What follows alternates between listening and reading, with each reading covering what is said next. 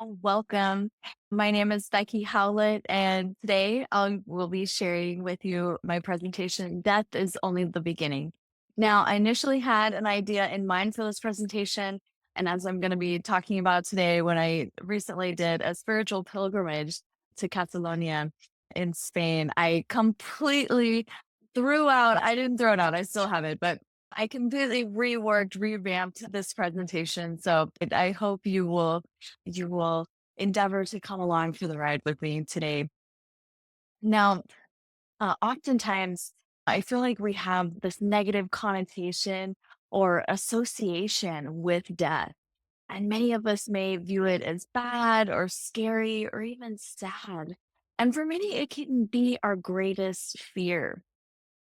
After all, it can be really hard to accept the truth that death is inevitable and even necessary for our growth. Before we begin this on this slide, you'll see this beautiful rendition. This was done in a Barcelona cemetery, and I just absolutely loved this artistic representation of death and truly found it to be so beautiful with the shrouds. As we embark on the outset, I hope this will frame our discussion of maybe being open to viewing death in a new light. So nature offers us many examples that death is indeed necessary for life and growth. Mushrooms grow out of dead logs. Dead foliage provides protection and habitat for insects, and woodpeckers find nourishment from quote unquote dead trees. The reality is our in our world is that death begets life. Death is a natural part of life and indeed necessary to generate new and potentially more glorious ways of being. So on this slide, these are actually photographs I've taken from one of my favorite places to hike here in Lawrence, the Lawrence Riverfront Trail. And I particularly like the image on the right because there's also a dragonfly on the mushrooms, with dragonflies being another symbol of transformation. So let me start out by sharing a story about the death of old ways of being in my own life, my very own Christmas carol, if you will. So 2 years ago, I found myself just thoroughly beat up mentally and spiritually by the holidays. I was dealing with a powerful combination that year: family estrangement and food poisoning. So, without going into too many gory details, it was truly a Christmas I will never forget. And now, at first glance, you might be inclined to pity me. Oh, poor Becky, how awful. But remember, back to my previous talk, from scared to sacred, sometimes those quote unquote horrible moments in life can actually be the doorway to our most sacred gifts. So this year, instead of lamenting about Christmases past like Ebenezer Scrooge, bah humbug, I decided to take Christmas back for me. So, what activities would bring my higher self authentic joy and fulfillment?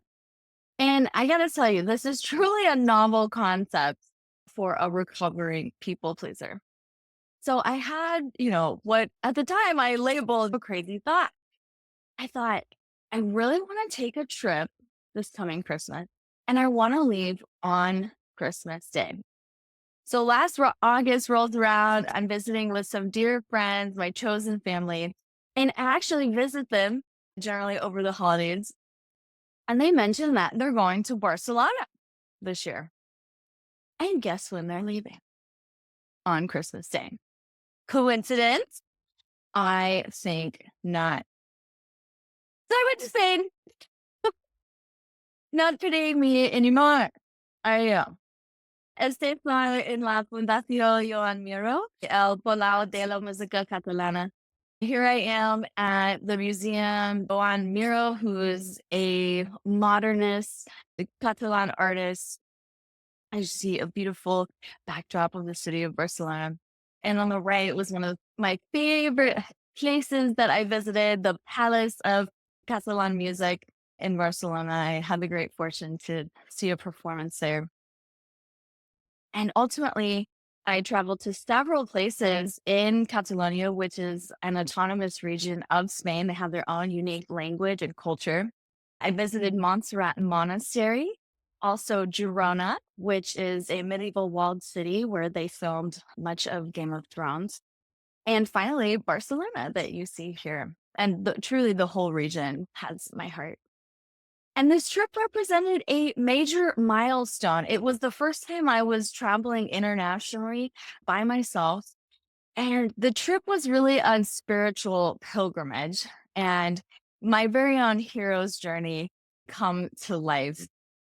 So, across myths and cultures around the world, there is a universal and common theme, which has been labeled as the hero's journey. For example, the common symbols of what could be symbolic of our spiritual development might be stories like slaying a dragon or climbing a mountain or entering a dark forest.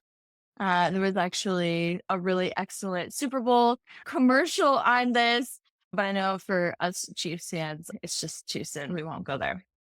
But of course, we also have the classic Arthurian legend of the quest for the Holy Grail, another great example of the hero's journey. So, going deeper, part of this universal mythology, these archetypes involve a hero, which that's us. And particularly in the Arthurian legend, this concept of entering the forest at the darkest point, and that's metaphorically speaking. All right. The hero ventures into the unknown to embrace the most challenging or uncertain obstacles head on. Through this process, the hero then discovers their own unique path and to achieve self realization and growth. And critically, the hero forges their own way. So, from author Joseph Campbell, you enter the forest at the darkest point where there is no path. Where there is a way or a path, it is someone else's path. You are not on your own path. If you follow someone else's way, you are not going to realize your potential. So let that sink in for a moment. We've got to embrace our unique individuality to realize our full potential. And indeed, that is our purpose. So again, these stories are symbolic. But if you're like me and you're on the spectrum, a little neurospicy, you may take these things literally. So back to my National Lampoon's Christmas Vacation here. Here I'm figuring out, what do I want to do, right? Prioritizing what I want and frankly need and creating my own heaven on earth. And my first order of business was to go alone to a monastery in the mountains for 5 days. Here is Montserrat Monastery. And fun fact, it was actually founded in 1025, which means that this year they're actually celebrating the millennium or 1000th year anniversary. So I was actually cloistered in a hostel within the monastery complex, very modest accommodations and just absolutely perfect for quiet contemplation, which is what I was seeking. And my second night there, I had just this really intense dream. I was with someone in the dream, someone who's caused me in the past an immense amount of pain. And here I was in the dream. I was showing up for them in a big way and really extending compassion and unconditional love to them, which is definitely something I've struggled with in the past. And so I woke up from this dream and I just had tears just streaming down my face. I couldn't stop crying. And it was also strange because part of the dream was in Spanish. And so then, literally at this point in time, I've heard an inner voice to say, the time is now. And I just knew that I was supposed to hike to the summit of this mountain, which begins right over on the left-hand side of your screen. And you can't see it, but you just start walking up, up the mountain. So here I am, 5 a.m., which is already a miraculous event that I'm awake at this hour. And I'm a female traveler. I'm preparing to go into the literal dark forest unknown in a foreign country on an unknown trail. Now, for many of us, such an experience might invoke fear that perhaps rightly, yet I had no fear. And truly, the thought did not even occur to me. Now, for the record, I was prepared. I had my gear. I have extensive experience hiking alone. I had researched what to expect. I downloaded my maps offline. So ultimately, I hiked for about 2.5 hours in the dark, up about 2,000 vertical feet. And it was so steep, the trail was mostly stairs for short of the time. So just think about being on stair climber for 2.5 hours. That was basically the experience in the dark. And then ultimately, this is what greeted me so you think this is spectacular, but ultimately, this is what greeted me when I got to the summit. And so I saw the sun rise here and illuminate literally what had been dark and casting it in just this entirely new and more radiant, radically different, frankly, more beautiful perspective. So, on my own hero's journey, facing my fear wasn't going into the literal dark forest, but conquering my fear came actually when I bought my plane ticket. So you see, I was battling those negative thoughts of, oh, your family is going to be so disappointed in you. How could you possibly skip Christmas? Oh my gosh, that's going to cost so much money. What are you thinking? That's not responsible. Right. Those were the points of the forest darkest for me. So when we're in that darkness, when we're in a consciousness of fear, of self doubt, we can perceive change or uncertainty or death, right? The ending of one thing as scary. And it can be frightening to go into the unknown. But the hero's journey teaches us that by facing our fears and going into our darkness, through that process, that can actually lead to positive transformation and indeed help guide us to the ultimate transformation, which is the death of the illusion of our separation from God. Now, New Thought minister and author Eric Butterworth reminds us there's only one way under the sun by which a person can achieve their Mount Olympus. That is to say, achieve the realization and the unfoldment of his own innate divinity, salvation in the truest sense of the word. And that is by bringing about a radical and permanent change for the better in his own consciousness. There is no other way. Wow. How often have we let fear rule our thinking? And we have made decisions that are in direct opposition to our core values, our goals, our dreams. I'm here to tell you that your dreams are possible. Indeed, it is your purpose, your birthright to bring them into physical reality. But first, we must make a decision to embrace the death of old ways of being that are no longer serving us and to welcome radical change. We must embrace the death of fear, the death of victim consciousness, and the ultimate death, which is not physical death, but again, the death of the illusion of our separation from God. Said another way, you are always connected to God. And when we fully and truly understand this, our fears melt away. Because why would we have fear when every single one of us has the ever present, all knowing, and all powerful presence of God within us? All is well. Now, I recognize that perhaps more often than not, we don't hear an actual voice. So I guess our next steps, maybe an outlier here. But when walking the path, we may perhaps more often than not, feel alone and uncertain of where to go next.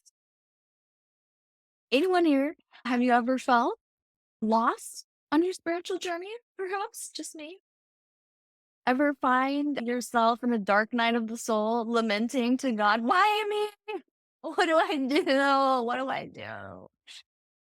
And the paradox of the hero's journey is that the hero searches all over externally for quote unquote truth with a capital T. When in reality, right, the symbolic holy grail has been there within us the entire time. As Jesus told us, the kingdom of God is within you. Look no further. So, how do we access it? How do we access this innate divinity, this Christ consciousness within? In Lessons in Truth, Emily Cady shares this wisdom with us. Though possibly there will come times to each of us before we reach the land of milk and honey, the time of full deliverance out of all our sorrows and troubles, when we shall come into a deep wilderness or against a seemingly impassable Red Sea, when our courage will seem to fail. Yet God says to each of us, "Fear ye not, stand still, and see the salvation of Jehovah, which will work for you today." And I just have to point out that in this picture, if you look to the middle bottom of the photo, you'll hopefully notice an Iberian ibex, a mountain goat in the shot, who it's difficult to discern in the photo, but is really standing on a vertical cliff. Just a sheer cliff face. Again, absolute no fear. These guys just hang out there. And if you look up in the right corner of the photo, you can see my shadow illuminated with the sunlight. So I just love that interplay with the shadow side, the light illuminating that. So I had to point that out. I'm an unrequited photog.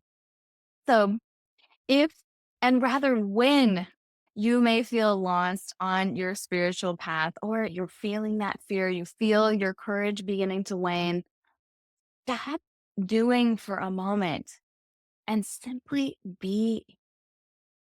Enter the silence, the stillness, and connect with God, Source, the universe, whatever you want to call it, that divine presence within you, because that's where your individual answers lie.